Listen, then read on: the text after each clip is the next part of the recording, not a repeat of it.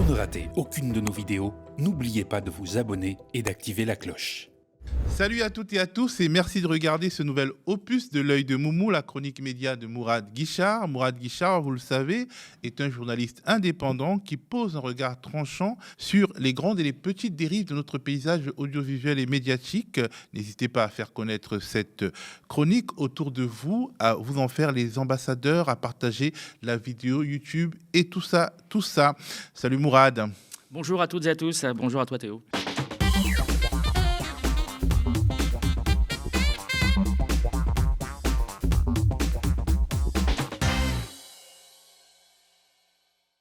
Alors, on va commencer par un droit de suite. Oui, comme d'habitude, j'aime bien être précis, donc quand il y a des imperfections et des imprécisions, je les corrige et merci aux internautes. En l'occurrence, il s'agit du film Fricks. J'avais fait donc un film des années 30, si mes souvenirs sont bons. J'en avais parlé pour évoquer les bêtes de foire qui sont exploitées. C'était une espèce d'analogie. Et je parlais, je ne sais pas pourquoi j'ai parlé de ça, mais je disais qu'à la fin, les Fricks se retournaient contre le directeur. Alors, c'est pas contre le directeur, c'est contre les cuillères pour une histoire d'argent et d'héritage. Enfin, c'est un peu plus compliqué que ça, donc je m'excuse pour cette imprécision et je remercie notamment Mo Ruiz qui l'a précisé sur les réseaux sociaux. Et une autre petite précision, emballée par la musique d'Edvard Grieg, j'y avais associé Jean Sibelius et j'avais donc fait de la Finlande un pays scandinave, ce qui n'est pas le cas, évidemment, c'est un pays nordique. Donc toutes mes excuses pour cette petite chose qui nous rappelle un ancien ministre de l'Éducation nationale et les pays baltes. C'est pas bien se moquer parce que ça finit par nous arriver. C'est vrai, mais on reconnaît, nous, nos erreurs, c'est quand même une grosse différence. Et c'est parti pour les tops. Oui, alors le premier top est assez surprenant. Attention, attachez-vous, roulement de tambour. Il va aller à Bernard-Henri Lévy. Vous avez bien entendu, Bernard-Henri Lévy bénéficie d'un top sur son analyse du Rassemblement national. Incroyable. Et du virage. Et ouais, tout arrive. Du virage qu'a pris donc le Rassemblement national vis-à-vis de la question d'Israël et de l'antisémitisme en général, puisque maintenant il n'y a pas plus lutteur et combattant de l'antisémitisme que le Rassemblement national. Eh bien, BHL a remis les pendules à l'heure et pas chez n'importe qui. Je vous laisse regarder. Qui est le plus dangereux aujourd'hui pour la démocratie, pour la France et pour les Juifs? LFI ou le Rassemblement national? Je ne sais pas. Il y en a un qui est un vrai ennemi, qui est un ennemi affiché. C'est LFI. Et il y en a un autre qui, pour moi, est un faux ami, qui est le Rassemblement national. Un faux ami parce que une amitié qui n'est pas fondée sur l'amour, sur la Ahava Israël, et qui est fondée surtout sur la haine beaucoup plus grande. Des musulmans. Oui, des Arabes ou des musulmans. Alors, c'est vraiment précis, c'est clair, net. Il oublie juste un tout petit détail, c'est que ce qu'il vient de dire, ce qu'il vient de démontrer, il peut tout à fait l'appliquer à l'extrême droite israélienne et ses soutiens directs, ce qu'il ne fait pas très étonnamment. Et on passe à ton top 2. Oui, alors il va non pas à BFM TV, mais il passe par BFM TV qui a connu un incident technique ces derniers jours. Ils l'ont donc exprimé sur les réseaux sociaux en s'excusant. Alors après m'être roulé par terre en hurlant de douleur, je me suis rappelé des propos de Philippe Poutou. C'était au moment de la pénurie de carburant en octobre 2022 et ça m'a plutôt fait sourire et j'avais envie de le repartager avec vous. Je vous laisse regarder, c'est excellent. Conséquences en cascade. Là, j'ai fini justement mon développement. C'est que, par exemple, on aurait une grève du gouvernement, de ministres ou de députés, même si ça n'a pas trop de sens de parler comme ça, mais ça gênerait pas grand monde, en fait. Hein, s'il y avait une grève des actionnaires du CAC 40, ça gênerait pas grand monde. Et même, pour aller un peu plus loin, s'il y avait une grève des éditorialistes de BFM pendant 2 semaines, ça gênerait pas grand monde. Ouais. Et sauf donc, ce qui est important... Alors, il faut dire que c'est peut-être la raison pour laquelle Philippe Poutou n'est pas régulièrement invité comme d'autres chroniqueurs ou invités politiques, c'est qu'il a beaucoup de réparties, il est toujours très bon, toujours très drôle, c'est toujours très bien senti. J'ai l'impression, pour parler des chroniqueurs ou des invités réguliers sur les chaînes de télé, que Philippe Poutou a cette espèce de détachement, on a l'impression qu'il arrive là-dedans comme dans un jeu de quilles et qu'il n'a aucune espèce d'admiration folle pour les gens qu'il y a autour du plateau, il les considère comme... De révérence, on va dire. Exactement. Et donc ça le libère complètement et comme en plus, naturellement, il est drôle et il a de la répartie, c'est toujours un régal. Alors, c'est un de nos chroniqueurs qu'on aime beaucoup, Bertrand Batty, qui est l'objet de ton top 3. Oui, alors, il y a eu beaucoup de commentaires, mais comme à chaque fois, notamment suite à la riposte iranienne, puisque l'Iran avait subi une attaque de la part d'Israël sur son consulat en Syrie. Et donc, on a enfin eu une parole plutôt sérieuse. C'est assez rare dans ce paysage-là. Donc, je voudrais juste que vous écoutiez et voir que je ne fais pas que critiquer négativement. Quand il y a du contenu, je le souligne aussi, c'est aussi le rôle des tops. Je vous laisse écouter. Est-ce que vous avez été surpris, vous, par la forme de cette attaque de l'Iran qui avait prévenu qu'il y aurait des représailles à la frappe de son consulat en Syrie il y a 2 semaines? Surpris, non. D'ailleurs, personne ne pouvait l'être, puisque ça fait 3 jours qu'on nous annonce une attaque de ce genre, et que de toute manière, face à une attaque du style de celle menée par Israël contre le consulat iranien à Damas, l'Iran ne pouvait pas ne pas réagir. Alors, à partir de cela, il s'est créé un jeu triangulaire que l'on est en train d'observer en direct. L'Iran, qui a tout fait pour qu'il ne se passe pas grand-chose dans la riposte, mais qui déclare que ce qui s'est passé est important et décisif, ce qui lui permet éventuellement de quitter la scène. Israël, qui a tout fait pour qu'il ne se passe rien, mais qui crie très fort qu'il s'est passé de très grandes choses pour éventuellement continuer dans l'escalade. Et enfin, le troisième acteur, les États-Unis, qui disent qu'il se passe beaucoup de choses et que cette constatation ouvre une nouvelle séquence dans les relations internationales. On peut également regarder le dernier épisode du Monde n'a pas de sang, de la chronique bimensuelle de Bertrand Badi dans le média, où il évoque le dossier, ce dossier-là, cette quasi-guerre entre Iran et Israël. Mais qu'est-ce que, au fond, cet extrait-là nous dit ? Il nous dit qu'on peut avoir du recul, qu'il ne faut pas avoir peur, il ne faut pas relayer les éléments de langage habituels sur le droit d'Israël à se défendre, patati patata, et remettre les choses dans l'ordre. C'est tout ce qu'on demande, c'est de remettre les choses dans l'ordre. C'est-à-dire, tout n'a pas commencé le 7 octobre, tout n'a pas commencé par la riposte, puisque Israël annonce qu'il va y avoir une riposte à la riposte, donc tout n'a pas commencé par la riposte, ou ce qu'ils appellent, eux, l'attaque de l'Iran sur Israël, qui a prévenu à l'avance, qui a voulu faire un coup, une espèce de mise en scène, comme l'a expliqué, je crois que c'est Malbruno, qui avait vraiment précisé les choses en disant que c'est... Malbruno, journaliste au Figaro. Absolument. Si l'Iran avait vraiment voulu bombarder, ils n'auraient pas prévenu à l'avance et ils auraient employé d'autres types d'armements. Donc je trouve que là, Bertrand Badi prend du recul et essaie de nous expliquer quelque chose qui n'est pas toujours facile à entendre, puisque très très vite, et ça va être l'objet du top numéro 4, très très vite, on peut tomber sous le coup d'une accusation d'antisémitisme généralement infondée. Et effectivement, la star de ton top 4, c'est Bassem Youssef, un humoriste anglophone qui est très connu, qui a plusieurs fois percé le mur du buzz mondial. Oui, absolument. Il est d'origine égyptienne. Il vit effectivement aux États-Unis et il intervient depuis le 7 octobre de manière assez régulière. Donc il commence à être effectivement connu du grand public. Donc c'est un humoriste, tu l'as dit. Et je trouve assez étonnant. Alors c'est France 24 qui a eu la très bonne idée de l'inviter sur son plateau.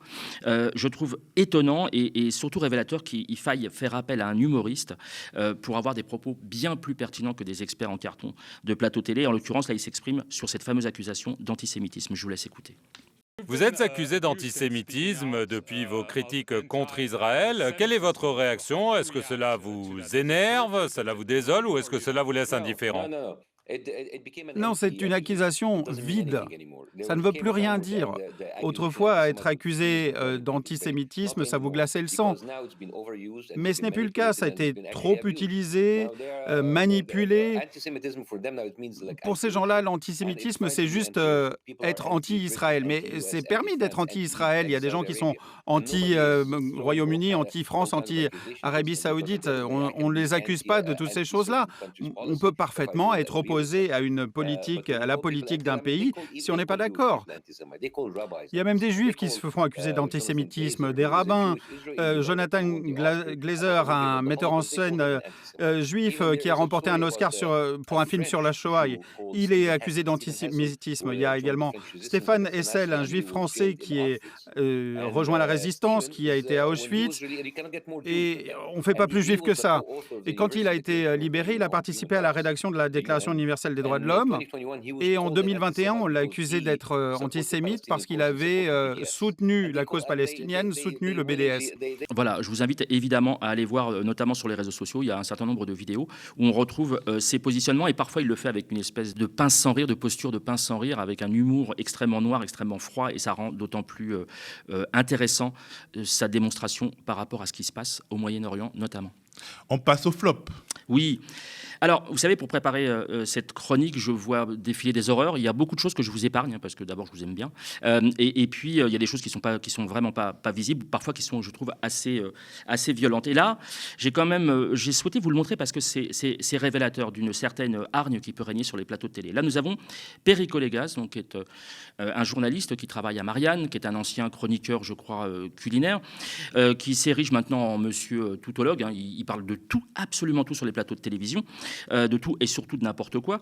Et il est aux côtés de Christophe Barbier et ils reçoivent, qu'on ne présente plus, le fameux chroniqueur éditocrate qu'on ne présente plus. Et là, ils sont face à Elsa Marcel, qui est avocate et qui est militante à Révolution Permanente. Et elle va vraiment ne pas se démonter, alors que vous allez voir la hargne, la haine, la rage de ces deux éditocrates est absolument démesurée. J'avoue que j'ai rarement vu une telle violence sur un plateau de télé. De votre appartenance à Révolution Permanente, qui est le thème de la 4e internationale du Parti communiste de Karl Marx et de Trotsky, c'est-à-dire le communisme. La 4e internationale et Karl Marx, c'est pas exactement la même période, mais si vous voulez... Mais vous êtes plus politique qu'avocate sur ce plateau. Non, mais je viens... mais vous savez, les deux, ça va ensemble. Sur le terrain de la conviction politique. Il faut connaître un peu les avocats.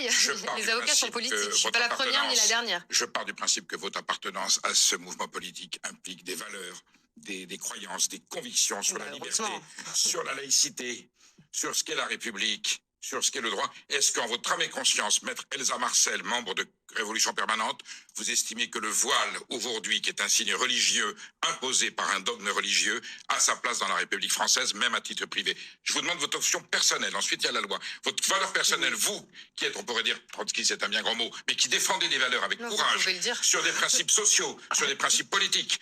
Il y a des militants de votre mouvance politique qui ont été tués pour leurs idées. Vous trouvez aujourd'hui qu'une femme en France qui porte le voile est un signe de liberté ou est un signe de soumission à l'islam? Je voudrais juste votre avis personnel.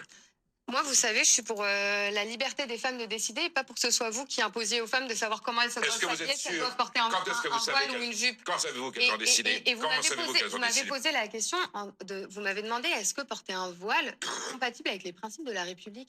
Je veux dire, vous savez ce que c'est que la laïcité en France? Ça n'a rien à voir avec le détournement qu'on en fait. C'est la possibilité de séparer les cultes et l'État, et de deux, de traiter toutes les religions de manière égalitaire.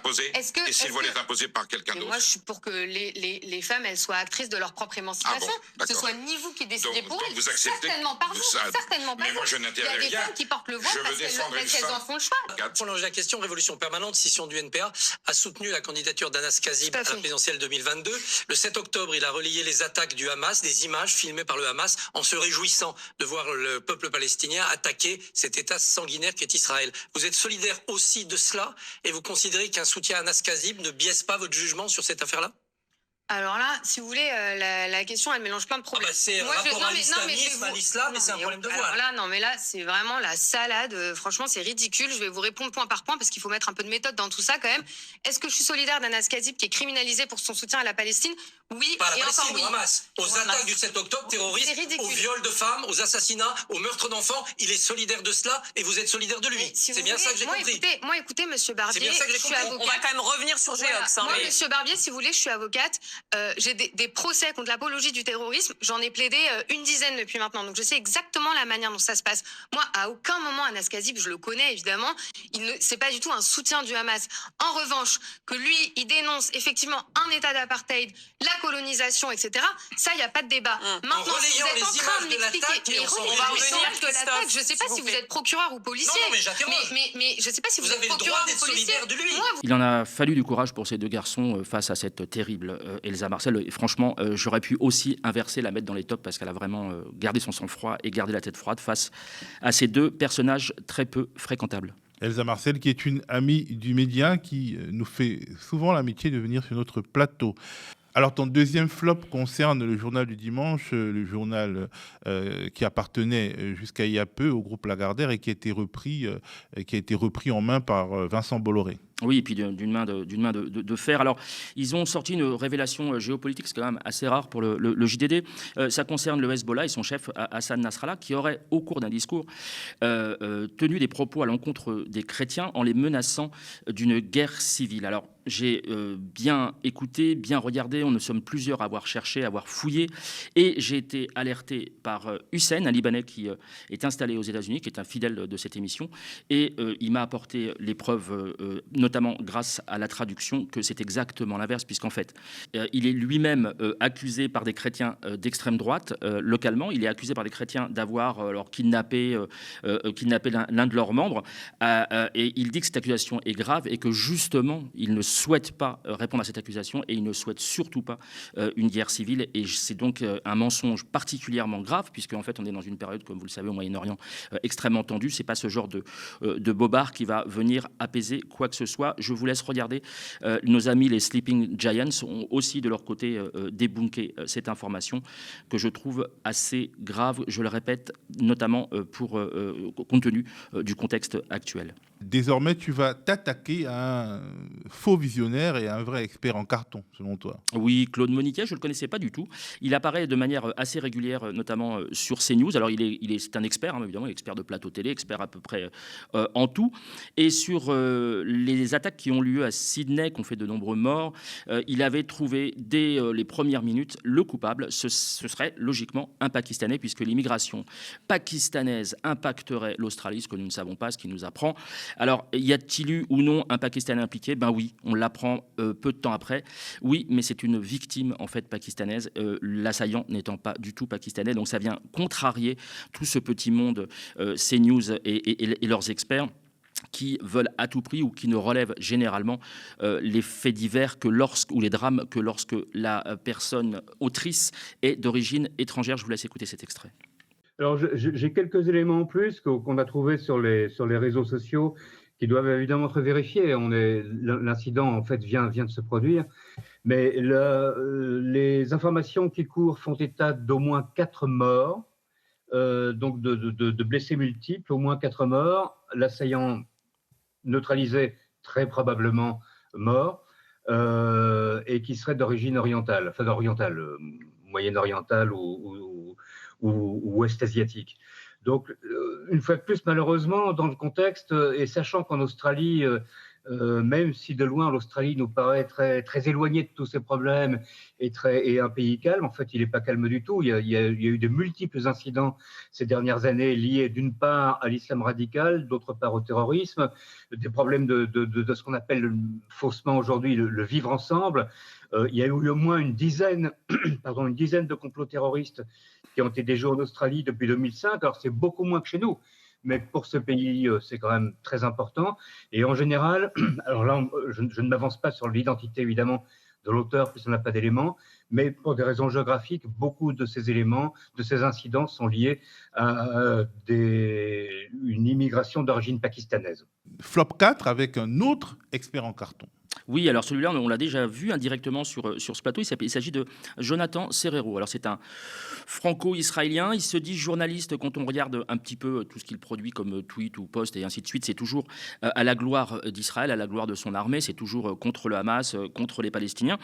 Donc c'est un propagandiste. Et il avait même, on va le voir à l'antenne, c'est notamment lui qui avait diffusé et contribué à diffuser cette fameuse image qui est une fake en fait d'un marché hyper achalandé à Gaza, prouvant évidemment qu'il n'y a pas de famine et que tout va bien à Gaza grâce au travail de l'armée israélienne. Oui, ça avait été repris par David Pujadas sur LCI, cette image-là. Absolument, cette fameuse longue démonstration prouvant qu'il n'y a pas de famine, donc c'est vraiment de la propagande de guerre. Et devinez où est-ce qu'on le retrouve ? Tout naturellement sur CNews. Je vous laisse regarder la capture d'écran. Vraiment, CNews, il faudra faire un peu de ménage, un peu de balayage, parce qu'on en est quand même là à plusieurs. Si je prends les différentes chroniques des dernières semaines ou des derniers mois, à chaque fois, on a quand même des experts qui disent tout et n'importe quoi. Et là, on tombe en plus dans un propagandiste qui se cache derrière une carte de presse présumée. Et le dernier flop, ça concerne Le Figaro. Oui, ça nous renvoie au vieil adage qu'il vaut mieux l'original que la copie. Et là, Le Figaro semble courir après valeur médiévale avec cette... Valeur actuelle. Pardon, j'ai toujours l'habitude de dire valeurs médiévales, toutes mes excuses. Valeurs actuelles. Et là, ils vont, vous allez voir à l'écran ce tweet avec ce bandeau où ils vont plonger à corps perdu dans les statistiques ethniques, c'est quand même déjà assez particulier, et ils vont essayer de prouver que les immigrés squattent les HLM et que les bons Français, eux, n'y ont pas accès, ce qui est totalement faux. Ils s'appuient sur des chiffres qui sont tout à fait biaisés. J'ai lu l'article de A à Z et c'est vraiment triste de voir le Figaro comme ça tenter de faire du valeur actuelles en moins bien finalement, puisque on n'arrive pas à la même conclusion. C'est pas aussi violent, c'est pas aussi raciste. Voilà, ça a la saveur. Hein, ils font du valeurs actuelles en se pinçant le nez, quoi. C'est ça, c'est du Canada Dry en fait. Donc voilà, revenez dans le giron républicain, les amis. C'est désormais le temps de la rubrique Au microscope. Oui, alors il va s'agir aujourd'hui de Rachel Kahn. Alors on en a déjà parlé ici, c'est une spécialiste des questions de race, des questions d'ethnie, des questions de laïcité. Enfin, spécialiste comme tu y vas. Oui, j'ironise bien évidemment. Alors on va voir, si vous le voulez bien, on va commencer par la fin. On va commencer par voir sa dernière intervention sur les plateaux télé. Alors elle parle de victimes ancestrales qui auraient le droit de cracher sur la France. C'est complètement complotiste, ça repose sur rien. C'est je trouve un bon condensé, un bon résumé de la pensée de Rachel Kahn. Je vous laisse écouter.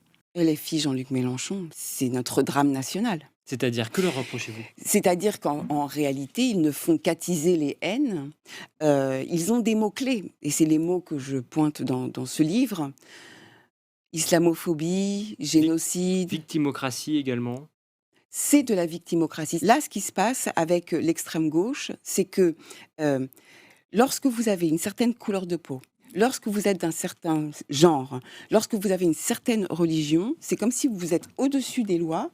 Parce que vous êtes une victime ancestrale, vous n'avez pas besoin de rendre des comptes. Vous êtes irresponsable par rapport à la loi. Vous pouvez tout dire, tout faire, et parce que vous avez des ancêtres qui ont été colonisés, eh bien vous avez le droit de cracher sur la France. Ça, c'est inacceptable. Et alors, je ne vous parle même pas de ce qui a pu se passer depuis le 7 octobre, parce qu'il y a une liste, un inventaire à la Prévert que j'ai fait sur toutes les abjections qui ont été faites, d'insulter... La présidente de l'Assemblée nationale, de cibler Routel Krief, d'insuffler une forme de révisionnisme, de négationnisme, de dire que la marche pour la République, finalement, et que la laïcité est islamophobe, c'est extrêmement dangereux pour notre pays. Alors ça n'a ni queue ni tête, je ne vais pas m'étaler sur cette vidéo et ces citations, simplement je vais vous lire deux réactions sur les réseaux sociaux. Le premier est de Barbara Barber, qui est une internaute. Elle est peu originale surtout, ça ne m'étonne pas qu'elle ait été accusée de plagiat, on va y revenir. Elle est incapable d'avoir une pensée personnelle, ce sont des éléments de langage creux répétés à l'envi et qui ne sont pas habités car elle n'y croit pas elle-même. Ça c'est la grande question de fond, est-ce qu'elle croit? D'ailleurs on peut la poser à d'autres personnes, mais est-ce qu'il croit vraiment à ce qu'il raconte? Un autre commentaire est celui de Jonathan Lamonica qui dit c'est dans le vide de la pensée que s'inscrit le mal, une cohorte de gens mal polis, mal élevés et probablement porteurs d'une pathologie qui ressassent leur prêchi-prêcha du néant à défaut d'un logiciel un peu plus évolué, effondrement de la pensée. Alors pourquoi je vous ai lu ces deux commentaires? Parce qu'ils vraiment ils résument parfaitement la situation. C'est-à-dire que c'est un prêchi-prêcha, on sait pertinemment ce qu'elle va raconter quand elle va venir sur un plateau et on se demande même si on ne l'invite pas pour qu'elle sorte effectivement son prêchi-prêcha. Alors qui est Rachel Kahn? Alors elle est passée dans sa vie personnelle, elle est passée par la danse, par l'athlétisme, le cinéma. Elle a côtoyé un temps Europe Écologie Les Verts avant de rejoindre Jean-Paul Huchon au Conseil régional d'Île-de-France. Puis se tourner... Jean-Paul Huchon, du Parti Socialiste. Du Parti Socialiste, pardon. Avant de se tourner vers Emmanuel Macron et En Marche, puis, in fine, vers le printemps républicain. Tout ça s'est fait en l'espace de quelques temps. Vraiment, c'est pas sur une durée complètement folle. Elle est aujourd'hui fait partie de l'équipe de Franc-Tireur, le journal en bande organisée, avec toutes les mêmes personnes, hein, les Fourest, les Enthoven, enfin tout ce qui fait le cœur aujourd'hui du printemps républicain, de ce qu'il en reste du moins. Et on se demande vraiment comment elle a pu passer comme ça d'Europe Écologie Les Verts à Franc-Tireur, avec en plus une pensée parfois un peu plus complexe, notamment sur les questions de stigmatisation, sur les questions ethniques. Je ne comprends pas quel a été son cheminement, si ce n'est évidemment d'aller là où ça paye le plus, paye dans tous les sens du terme, c'est-à-dire en termes de visibilité et en termes effectivement de prestations diverses et variées. Ce qui est intéressant avec Rachel Kahn, c'est qu'il y a deux témoins de son évolution, et ces témoins, ce sont deux livres. Le premier intitulé « Noir n'est pas mon métier », métier. C'est un livre qui a été écrit par plusieurs actrices noires qui racontent les stigmatisations et les discriminations dont elles peuvent faire l'objet, donc qui présente ce qui a tout l'air de correspondre à ce qu'on appelle le racisme systémique. Et lors de la promotion de ce livre, Noir n'est pas mon métier, en 2018, Rachel Kahn, elle avait des propos qu'aujourd'hui elle stigmatiserait en évoquant des victimes ancestrales qui ont le droit de cracher sur la France. On les écoute, ces propos. Ce qui est intéressant dans cette histoire de normes, c'est de repenser à ce que disait Jacques Lacan. Le mot « normal », il le définit comme la norme mâle. Le normal, c'est toujours un truc de dominant. C'est une croyance, un fantasme. Dès qu'une actrice noire arrive, elle est considérée comme anormale. Elle va faire la noire, comme si la noire était un rôle singulier, circonscrit. Elle ne peut pas vivre une histoire d'amour démentielle.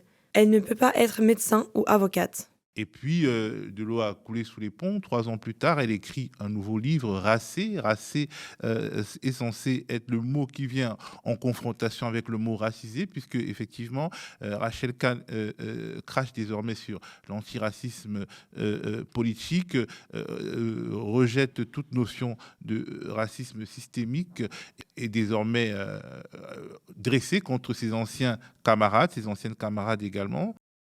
N'en déplaise à certains, je me sens l'inverse d'une victime. Je considère avoir énormément de chance, mais ce genre de position ne crée pas le buzz. J'aurais sans doute fait une carrière plus médiatique si j'avais choisi d'être entrepreneuse de la victimisation. En tant que femme juive, petite fille de déportés, noire et autres, je coche beaucoup de cases pour pouvoir m'indigner sur mes conditions. Mais au fond, c'est une question de désir et d'estime de soi. Si je désirais être une victime, j'en serais une dans ma vie quotidienne. Alors, ce qui est frappant, c'est que on remarque que c'est à l'occasion de ce changement de braquet qu'elle devient un peu la coqueluche des médias mainstream. Avant, quand elle développait des points de vue assez conformes à ceux des militants de l'antiracisme politique, elle était moins en vue, et désormais, elle explose d'un point de vue médiatique. Et c'est assez frappant de voir qu'il y a, comme tu disais, de la rentabilité à se dresser ainsi contre les siens, avec des gros guillemets, parce qu'on parle bien entendu de celles et ceux avec qui elle partageait un itinéraire de pensée et un itinéraire politique. Oui, alors ça rejoint aussi effectivement ce que je disais sur le fait qu'il y a un jeu de je te tiens, tu me tiens par la barbichette. C'est-à-dire que si elle ne tient plus ce discours, elle ne sera plus réinvitée. Si elle n'est plus réinvitée, elle disparaît médiatiquement, et donc elle disparaît aussi de ces groupes d'influence que sont Franc-Tireur, le Printemps républicain et autres. Et là, elle est très très très présente effectivement, parce que d'abord elle coche toutes les cases. C'est une femme noire avec des origines juives par sa mère, si j'ai bien compris. Enfin, donc, et elle le ressort de manière, ad nauseam, elle le ressort à chaque fois pour justifier ses propres propos discriminants. Donc c'est un petit peu problématique. Alors elle a en plus aujourd'hui une espèce de camoulox permanent qui fait qu'elle va, un peu comme le jeu Boggle, je ne sais pas si vous vous rappelez, avec les lettres qu'on secouait, et donc elle secoue des mots, elle met des mots un peu dans tous les sens, un peu à la Franck Lepage, et tous ces mots finissent par faire des phrases un peu compliquées parfois, mais il faut caser à tout prix. Wokisme, islamo-gauchisme, laïcité. Je vous laisse écouter un exemple de l'une de ces interventions qui en fait ressemble à pratiquement toutes les autres. Je vous laisse écouter. À quel point pour la lutte pour les droits civiques, juifs, noirs, etc., tout le monde était main dans la main pour que l'ensemble des citoyens américains aient les mêmes droits dans un universalisme et un humanisme. Donc aujourd'hui, avec Racé, ce que je pointais du doigt, c'était le fait que nous sommes passés à l'ère antisémite de l'antiracisme. C'est juste intolérable d'un point de vue français, d'un point de vue de nos fondamentaux, et le fait que cette lutte intersectionnelle, finalement, mette à mal les droits de l'homme, les droits des femmes, pour des questions raciales. Et dans cette outrance, en fait, elle va jusqu'à, par exemple, dire que Rivarol, donc le journal d'extrême droite qui a été poursuivi à maintes reprises pour antisémitisme, que le journal Rivarol soutiendrait Mélenchon. En fait, pas du tout. C'est évidemment un calcul de la part du magazine Rivarol pour mettre un coup de pied dans la fourmilière de gauche et faire de la provocation. Je vous laisse écouter la manière dont elle présente les choses. Où Jean-Luc Mélenchon est en majesté dans la presse d'extrême droite, notamment Rivarol, qui fait sa une avec Mélenchon en soutien à ce genre de propos. Là, il parle de la ligne Netanyahou comme si tous les juifs était pro-Netanyahou, donc à l'extrême droite israélienne, en faisant une confusion. C'est une méthode, c'est la méthode du chaos. Et ce qui est très dangereux, c'est qu'il s'attaque toujours à des personnes libres, en général universalistes, humanistes, républicaines, en les déshumanisant, en les disqualifiant, avec toujours ce chiffon rouge, islamophobie, victimisation, concurrence victimaire, ça a été dit. Et effectivement, pour moi, il est sorti du champ de l'arc républicain. Alors, c'est ce que dit effectivement. Voilà, alors c'est d'autant plus grossier et ridicule qu'on sait très bien que le patron de Rivarol, il l'a dit au cours de plusieurs interviews, préfère largement l'islam au judaïsme, évidemment par antisémitisme pur et dur. Rachel Kahn est une toutologue accomplie. Elle peut évoquer des sujets qu'on n'imaginerait pas. Oui, par exemple, elle est spécialiste en philosophie. Alors, aussi, quand on a fait de la danse, on est spécialiste en philosophie, c'est bien connu. Et puis en sérologie, puisqu'elle connaît bien les vaccins, enfin, elle connaît la problématique des vaccins. Elle sait exactement ce qu'il faut faire. Et donc, évidemment, au moment du Covid, elle s'est exprimée là-dessus. Je vous laisse écouter. Et puis après, on va y revenir parce qu'il n'y a pas de limite, en fait. Et c'est ça qui est très troublant. Je vous laisse écouter. Mais Rachel, il y a aussi la question philosophique. Est-ce qu'il faut se priver de cette part de liberté? Non, mais justement, sur la question philosophique, et je trouve que le débat est très intéressant dans ce qui se passe en Allemagne et en Autriche, c'est qu'on remet l'essentiel au-dessus. Et l'essentiel, c'est la vie avant les questions politiques, justement. Là, c'est considérer que nous tous, nous sommes un seul corps et que finalement, si il y a les moindres des petites particules qui n'est pas vacciné, et ben c'est l'ensemble du corps qui ne peut pas aller bien aussi d'un point de vue philosophique. Et qu'en fait, la liberté de vivre, c'est celle de se faire vacciner. Et effectivement, moi, je suis favorable à la vaccination obligatoire. Professeur Teboul. Alors quand je dis qu'il n'y a pas de limite, c'est qu'en fait, elle peut faire à peu près et dire à peu près les pires âneries et faire les pires choses. Elle reviendra toujours puisqu'elle tient le discours dominant. Et pour preuve, c'est nos amis d'Arrêt sur Image qui avaient débusqué un plagiat, une série de plagiats. On parle de chroniques, alors des chroniques qu'elle a tenues, donc ça rapporte de l'argent des chroniques. Donc vous voyez, tout ça, il y a quand même une finalité. Sur Radio Classique, qui n'est quand même pas une radio extrémiste, sur Radio Classique, donc elle a tenu 28 chroniques où elle venait de parler d'à peu près tout et n'importe quoi, sur les questions environnementales notamment. Et 16 de ces chroniques, 16 sur 28, étaient en fait des plagiats.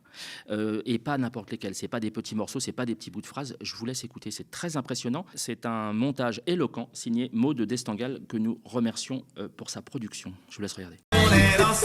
Et oui, Aline, ce matin, vous nous parlez de notre façon de nous laver. Et oui, Jérôme, le monde se divise en deux catégories. Le monde se divise en deux catégories. Ceux qui prennent un bain. Ceux qui prennent un bain. Et ceux qui préfèrent la douche. Et ceux qui préfèrent la douche. Mais si on est un écolo pur et dur, on préférera la troisième voie. Et oui, mais si on est véritablement écolo pur et dur, on préférera la troisième voie. Oui, et le premier but étant de se laver, qu'est-ce qui est le mieux? Est-ce la douche ou le bain? Alors, là encore, la douche l'emporte. Les particules de saleté, les microbes et autres produits toxiques présents sur notre corps vont être rincés et directement expédiés dans les égouts. Ouais. Là encore, la douche l'emporte. Les particules de saleté et autres produits toxiques présents sur le corps vont être rincés et directement expédiés. Alors qu'avec le bain, on reste trempé dedans. Pour éviter le bain de culture, les Japonais ont un rituel. Ils passent sous la douche avant d'entrer dans la baignoire. Ils passent sous la douche avant d'entrer dans la baignoire. Très hygiéniste. Et bien malgré ça, elle est toujours présente, alors qu'à partir du moment où vous plagiez, c'est quand même assez grave. Et d'ailleurs, elle travaille pour, je vous le disais tout à l'heure, pour Franc-Tireur, qui aussi pratique le plagiat et qui a aussi été déminé par nos amis d'Arrêt sur Image. Donc ça commence à faire beaucoup. Alors peut-être que c'est une culture, je ne sais pas, ou une manière de faire. Alors au lieu de présenter des excuses plates, elle a dit ah non, si j'avais su que c'était pas comme ça qu'il fallait faire, en gros, je l'aurais pas fait, j'aurais pas accepté la mission. Alors que le plagiat, c'est par définition quelque chose d'illégal et moralement qui pose question. Alors elle n'est pas toute seule, Rachel Kahn, dans cette situation-là, puisqu'on a par exemple Amin El-Khatmi, alors c'est l'ancien président du Printemps républicain qui avait servi comme ça. Alors lui, il l'avait carrément dit. Il avait dit comme je suis musulman, on peut pas m'accuser d'islamophobie. Et c'est là que ça piège mes adversaires. Donc il sait très bien qu'il endossait ce rôle à dessein. Il était plutôt antiraciste, plutôt classé centre-gauche il y a encore quelques années. Il avait soutenu la campagne, on l'avait dit ici déjà, la campagne de Ségolène Royal en 2007, avec cet opportunisme qu'on lui connaît. Aujourd'hui, il est à l'extrême droite.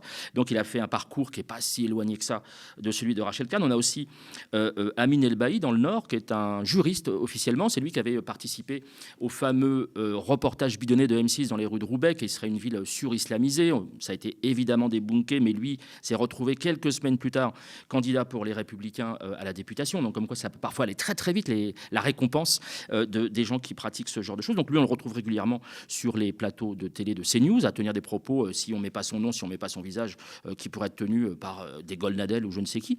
Et on a plus récemment Verlaine. Alors Verlaine, c'est je crois qu'il est d'origine africaine. D'origine ivoirienne. Ivoirienne, pardon. Enfin, c'est africain aussi. C'est africain. C'est la grande famille. On le retrouve sur les plateaux, notamment de Touche pas à mon poste. Lui qui s'était fait connaître, alors si mes souvenirs sont bons, il était à droite de la droite au moment du mariage pour tous, notamment. Et donc, il s'est fait des copains à la droite qui sont maintenant à l'extrême droite, notamment du côté de Zemmour. Et donc, évidemment, il a le profil parfait. Donc, il coche, je le redis, beaucoup de cases pour pouvoir avoir barre ouverte sur les plateaux de télévision. Donc, tout ça, ça pose un problème parce que ce sont des racisés qui sont finalement au service d'un discours attendu. Et ils jouent le jeu, et je trouve que c'est même pas se rendre service à eux-mêmes, puisqu'en fait, leurs paroles se délitent, en fait, ils se décrédibilisent eux-mêmes, tellement ils répètent les mêmes choses, les mêmes éléments de langage, et qu'ils apportent rien, finalement, au débat. Donc je trouve ça un petit peu triste. Et comme ils veulent faire partie à tout prix de la famille, très souvent, ils surjouent. Et un exemple très récent, genre je le connaissais pas, un certain Karim Maloum, qui se dit évidemment républicain universaliste, il doit se dire laïciste ou je ne sais quoi. Là, on le retrouve chez Morandini. Morandini qui ferait mieux de gérer ses affaires judiciaires plutôt que d'inviter ce genre de personnage. Je vous laisse écouter. C'est une conférence qui est faite par Jean-Luc Mélenchon et Rima Hassan à l'université de Lille. Regardez en bas à droite, il y a un petit logo que vous voyez, un petit logo en rouge, Libre Palestine. Il n'y a pas d'Israël. Il n'y a pas d'Israël. C'est la disparition d'Israël. Ça veut dire quoi? Voilà. Ça veut dire que vous souhaitez la disparition d'Israël. Excusez-moi, ce logo. Mais pas du tout. On veut Israël que le est où là? peuple palestinien soit libre. Israël est où là sur ce logo? Mais en quoi ça voudrait dire que non, je vous parle de ce logo là. Ce logo qui est sur l'affiche. Regardez, ce logo veut dire quoi? Mais la population. Ce logo veut dire quoi? Non, mais répondez à la question. Le logo veut dire quoi? Il est très clair. Ah oui, il est clair. Il y a disparition d'Israël. Il n'y a pas d'Israël. Est-ce qu'on a dit qu'il fallait... Il n'y a pas Israël. Regardez. Mais vous êtes de mauvaise foi. Libre. Vous êtes de mauvaise foi. Pourquoi les Palestiniens ont... Mais vous comprenez rien à ce qui se passe. Oui, je comprends rien. Vous êtes le plus grand sur cette affiche, de il l'histoire. y a la disparition d'Israël. Vous êtes des antisémites. Votre parti est un parti antisémite. Vous êtes le seul parti antisémite. Monsieur Rey, pour vos propos, je peux vous attaquer. Je vous défie. Je vous défie. Vous êtes un parti antisémite. Parce que ça suffit de traiter les gens d'antisémites lorsqu'ils défendent la cause palestinienne. Nous souhaitons une solution à 2 États. Qu'est-ce que vous ne comprenez pas dans 2 États? Mais où vous voyez les 2 États là? Où vous voyez les 2 États sur cette affiche? Vous les voyez où? Juste. C'est bénéfique. Mais est-ce que tout cela ne traduit pas, Moumou, une sorte de racisme systémique, justement, des médias qui font monter de manière quasi mécanique un certain type de personnage avec un certain type de discours? Oui, alors Taha Bouafs, je crois, avait été condamnée par Linda Kebab, qui est une policière syndicaliste qui passe régulièrement sur les plateaux de télévision et qui défend sa profession de manière complètement éhontée et qui défend notamment les violences policières, qui nie les violences policières notamment, et le racisme dans la police. Et donc, il avait eu un mot malheureux que je ne répéterai pas ici. Taha Bouafs, il a dit avec ses mots que effectivement, ces gens sont instrumentalisés à l'insu de leur plein gré par le pouvoir dominant, le pouvoir médiatique dominant, par le pouvoir politique dominant. Et pour le dire très simplement, un bon Africain ou un bon Arabe, c'est quelqu'un qui vient qui vient servir la soupe du discours dominant, et donc des dominants, et surtout pas celui qui va se révolter ou qui va pointer un peu comme ce dont on parlait tout à l'heure dans un autre registre évidemment pour Philippe Poutou, c'est-à-dire d'aller pointer la dérive des médias qui les invitent ou la dérive des politiques qui les côtoient et qui pourraient leur donner une carte de façon à les faire avancer dans leur parcours professionnel. Ce qui est assez intéressant à noter, c'est que dans un monde policier dont on connaît les options politiques par ailleurs, il y a 2 porte-paroles nationaux de syndicats de police qui sont l'un noir et l'autre arabe. On ne va pas dire le mot de Taha Bouafs, mais évidemment, ça nous dit quelque chose, parce que les policiers dont on sait qu'ils votent très largement à l'extrême droite ne les ont pas choisis sans conscience. Ils ne sont pas colorblind, les policiers. Ils savent très bien ce qu'ils font en les mettant en avant. Je vous renvoie au mot de tout à l'heure, c'est celui d'Amin El-Khatmi, à savoir, comme je suis noir, arabe ou musulman supposé, on ne peut pas m'attaquer sur ce point-là. Et donc, c'est un rempart, c'est un pare-feu, c'est une espèce de totem d'immunité, comme diraient d'autres. As-tu un coup de cœur aujourd'hui, Moumou? Oui, il me vient de Rafi, qui est un enseignant en retraite et qui est slammer à ses heures perdues, qui ne sont pas perdues pour tout le monde, puisqu'on va pouvoir en profiter, et donc qui regarde de manière régulière notre chronique, notre émission, et qui a fait un slam pour les enfants de Palestine. Je l'ai écouté et j'ai été séduit. Évidemment, j'ai envie de le partager avec vous. Merci beaucoup, Rafi. Je vous invite à aller voir, évidemment, ses autres productions sur notamment sa chaîne YouTube. Je vous laisse regarder. Maintenant, écoutez-moi bien, bande de cervelés, vous et vos soutiens, radio, journaux et télé. Je suis palestinien et c'est ce qui fait mon être. Je suis le mal qui ronge les tréfonds de votre être.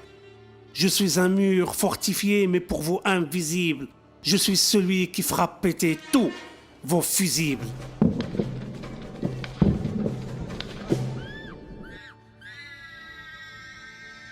Alors partez.